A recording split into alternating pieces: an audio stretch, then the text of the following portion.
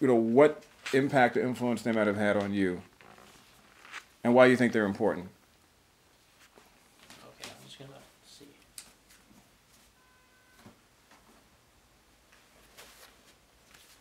Okay, talk about the record. Let's start with this is the for those who do not know, this is the record cover of Sly and the Family Stone. There's a Riot Going On, which was an incredibly influential record. I mean, he had albums preceding this, like Stand, that had, Dance to the Music, that had bigger hits maybe in terms of singles, but this is really where I think you saw an artist that maybe you thought of as like a funk artist or artist, a singles-oriented funk artist that made one of the most amazing albums and most important albums of all time.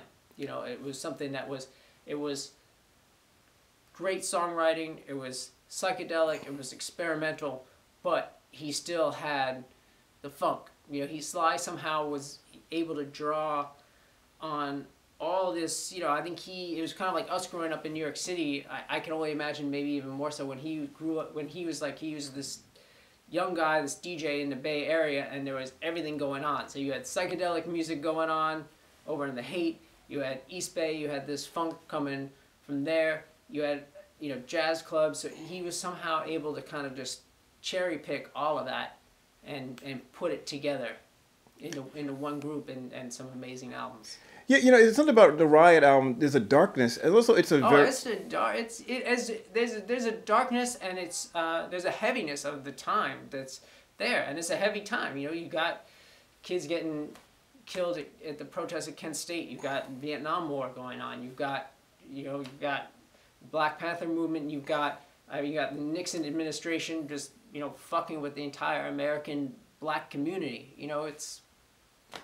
It's a very heavy. It's all in that record. That record is. And the vibe. Even if you don't know a single word on the record, that vibe is all there on that wax. Give me another one. Let's see. I'll go. Now I'm gonna commingle records here. Okay. So I just. Commingle. Let's make sure you know those are mine. On record. Right now. Okay, we've got a couple of Ohio Players albums here. I am very partial to the work they did on the Westbound label, just because that, to me, the Ohio Players really represent, again, they were this regional, this nasty funk thing, as the record covers can attest. And then I hold up the Fire album just because, again, this was a record that I remember, being probably 13-year-olds, like the 13-year-old, 14-year-old, the first time going to any kind of school dance, you would hear Fire, and that was a big, along with Flashlight, Fire was just big every single time. That would just pretty much fill, this floor clears, this would fill the floor. Yeah. Every time.